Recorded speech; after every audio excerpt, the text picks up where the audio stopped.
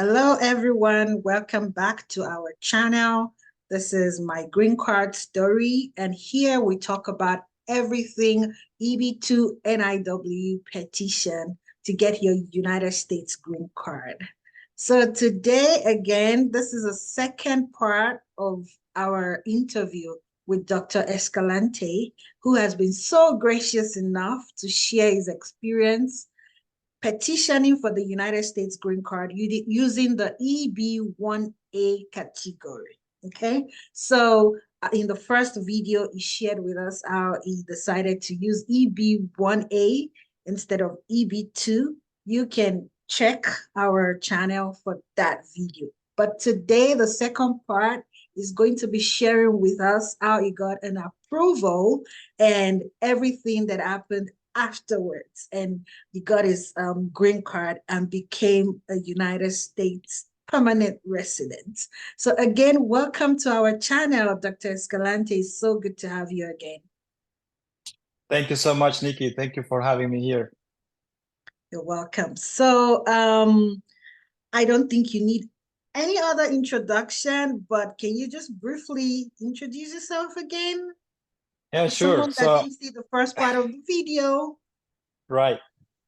I'm Cesar Escalante. I am a postdoctoral fellow working for USDA through Auburn University. And yeah, I just recently went through all this process of applying for my green card, and I'm happy to share today with you all, and hopefully you can get something from this.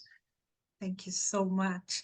Yeah, he's a plant pathologist. A plant pathologist, yes. So, right, we will just get to it.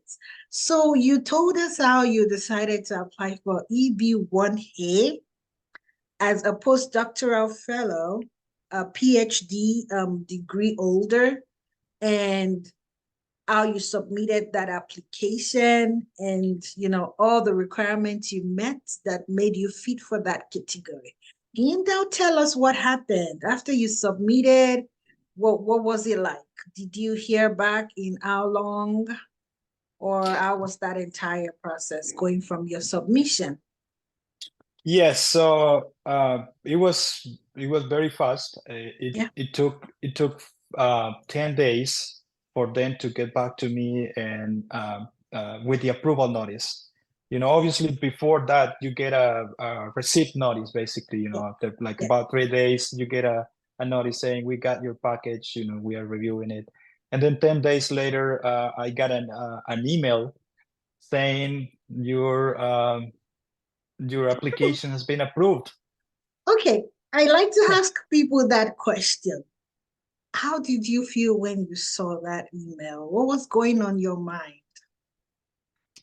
You know, I thought about the entire process. I thought about all the people who helped me put this together, because you definitely need help, you know, including, you know, all these people who write letters of recommendation for you, or letters of support, and people who gives a lot of orientation. So I that was my first thought, you know, like I was very thankful, very, you know, for including you. And I felt so happy. I was, well, for me, I was really excited when he told me, because we were working on it, and the next thing I heard was it's been approved. And I asked, when did you submit? And he said, oh, maybe about 10 days ago. And I said, it's already approved. Congratulations. I was really excited for you. Yours was like a very good example of when you have the right documents or you meet the requirements perfectly, the USCIS will do good by you. They will probably approve your case. And I was really happy with you. So my next question for you is, tell us now, going a little bit deeper into the application process, what was your cover letter like? What was the component of your cover letter? So if you're thinking like a table of contents, what did your cover letter look like? Because for one, I think the quality of your cover letter is very important. If you have all the requirements, you meet all the requirements, but you don't know how to say your story, in a very good cover letter, I think you cannot convince the person reviewing your petition. So tell us, for someone going through the process, what was the component of your cover? Sure. So, the previous video, we talked about, what criteria or what were the eligibility criteria that I have to take into consideration. There are 10 that the USCIS list. And so I met about seven of them. And the way I structured my statement was based on these 7 criteria. Basically, I put subtitles, and for example, one of the first one that says is the evidence that you have been nationally or internationally recognized. So I started, putting together all of that. Actually, let me take that back. I briefly put a background, where I'm from, my academic credentials.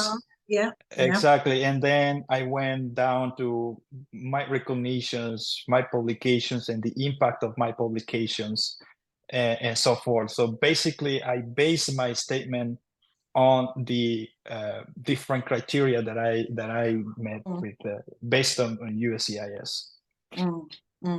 So my question for this cover letter is a little bit biased, because I am the EB2NIW girl. That's how I got mine.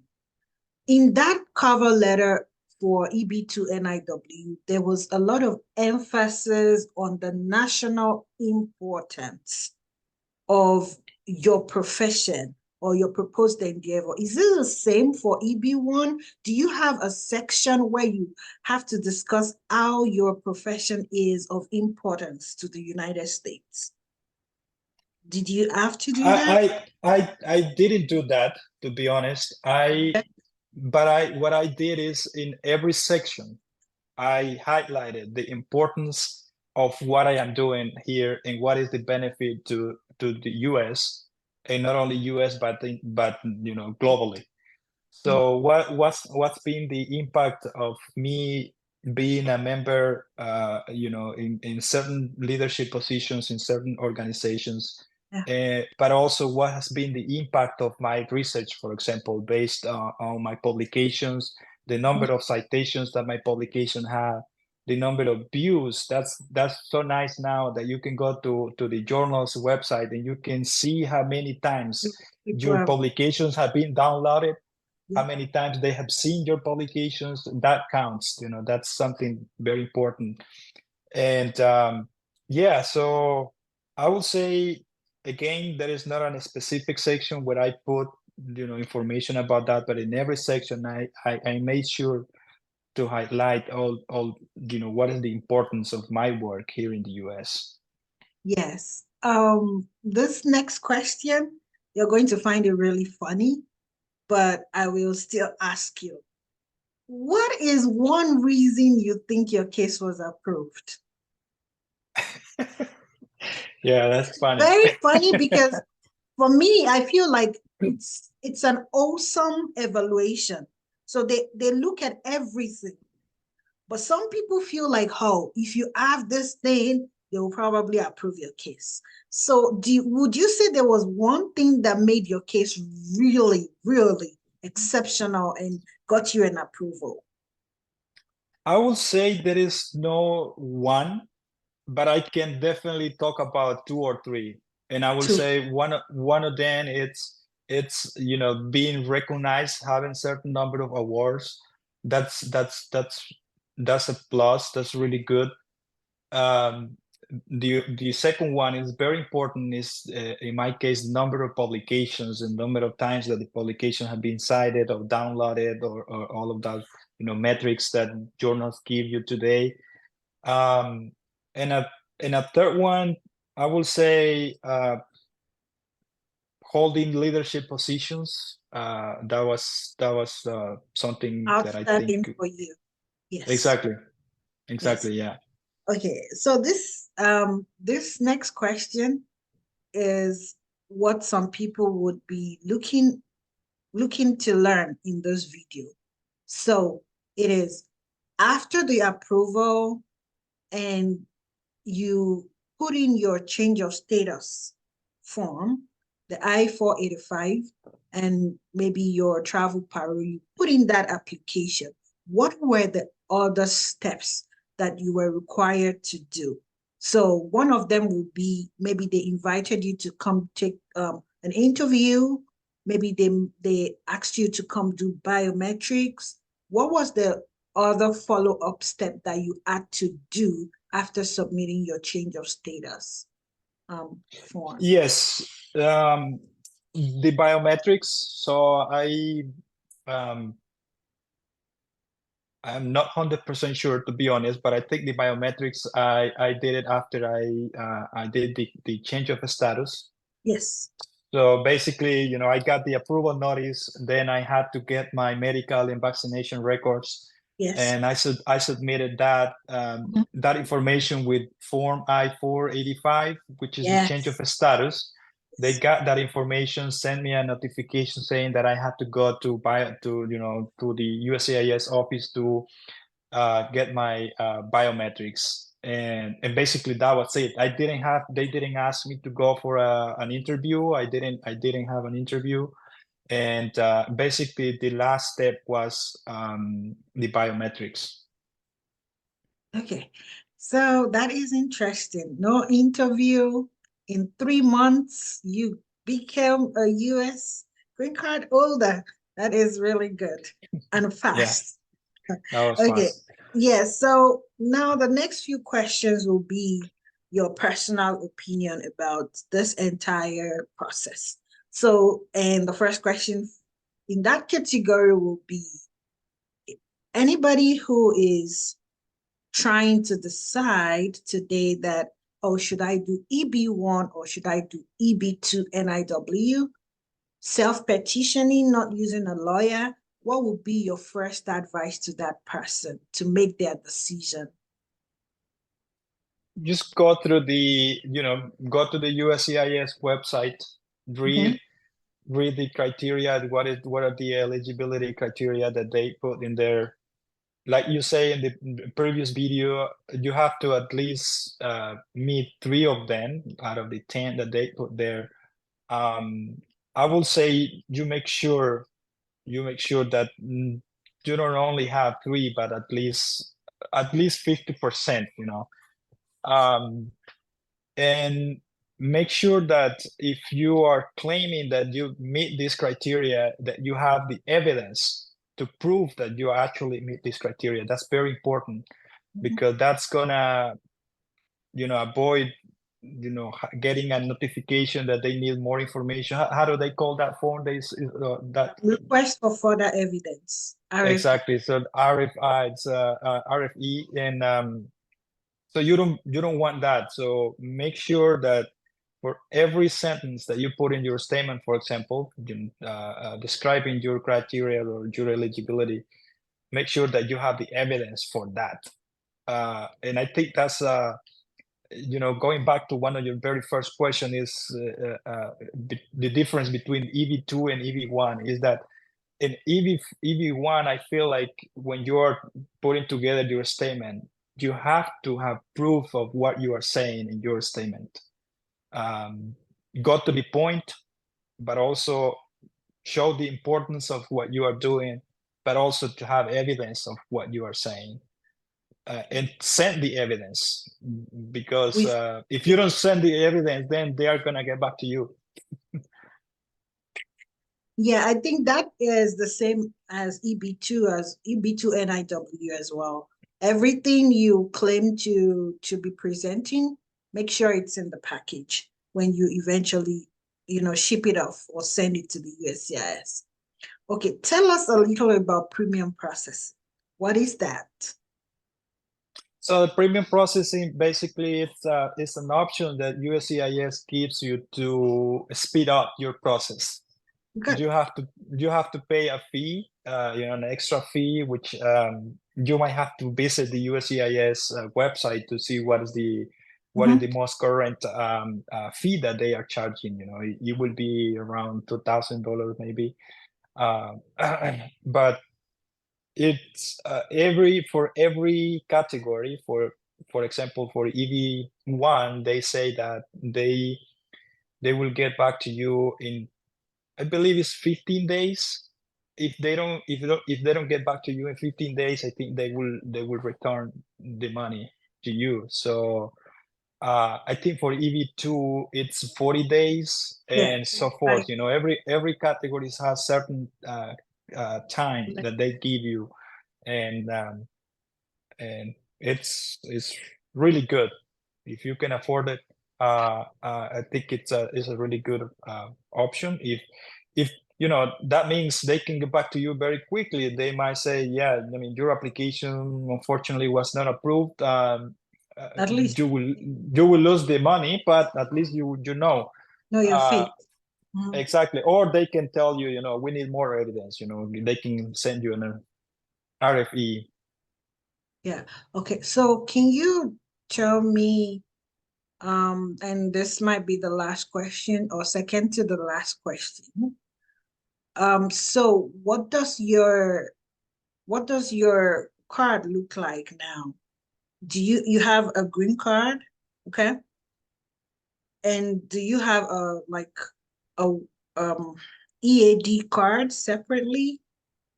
How did you work for you? No, they didn't send me an EAD card. Okay. They sent me basically the green card, and that's it. Exactly. So Okay. so what based on what some people have told me is that if you know, if they will take some time for you to send your green card, what they will do is they will send you first an EAD card so that you can do whatever you want to do. If you want to work, you know, that's good for you, and then eventually you will get the green card. But once you have your green card, basically you don't need it. But in this case, you know, I got it in a very, you know, quick time, and so basically they just send the green card. Yes. Okay. So, thank you so much, Dr. Escalante, for agreeing to do this for my green card story, and for sharing your story to anybody that wants to apply through the EB1A category. Thank you so much. So right now, I just want you to give your final words to people listening to us. It could be in form of maybe the advantages you have now that you have a green card. It may be like the very common mistakes that people make that makes them to not get an approval. Your last words can be anything you want to say, you want to decide to say to us. So I will, you know, I would like to say what I always say to people when they ask me about this is, please don't listen to negative comments. Go and talk to people who has experienced, you know, this process. I personally, I talk to you a lot. You know, we're really good friends. We talk about this. Like I said in the previous video, I also have another good friend that applied for the EB1 category, and I gather information for you know, from you guys, and try to put together my case based on the information that you gave me, and that's very important. So I will recommend that, you know, do your own search also, you know, read the official USCIS website. Is very clear, in my opinion. They provide all the information that they need. It is very clear. And then just work, you know, through all this very detailed process that they give there. So again, just it's a matter of working hard also. You have to be committed to, you know, spend some time putting together this statement, which has to read pretty well. You know, in my case, I am not my English is not my first language. I had to request some help, you know. You help me on this, you review my statement. I had one or two more people revising my statement, making sure that it will read smoothly and in clear. You know, that's very important. And just spend time on your application. You know, your letter is gonna take a lot of time also. You know, some professors or some people will ask you to help a little bit drafting a letter or something like that. So you have to make sure that you are, you know, putting a really nice letter, a listed draft. And so, yeah. But going back again, it's back to what I said first, is very important is don't listen to negative comments. I think that's not good. Thank Watch you. these kind of videos. Yes, watch this kind of videos, and we have a lot of them here on our YouTube channel, especially on EB2. And we are now, you know, presenting Dr. Escalante's interview, which is on EB1A. So you have the information here, and you have the USCIS website. Please don't listen to negative people. You cannot apply for EB1. You don't meet that criteria. Go and check the website by yourself if you meet the criteria or not.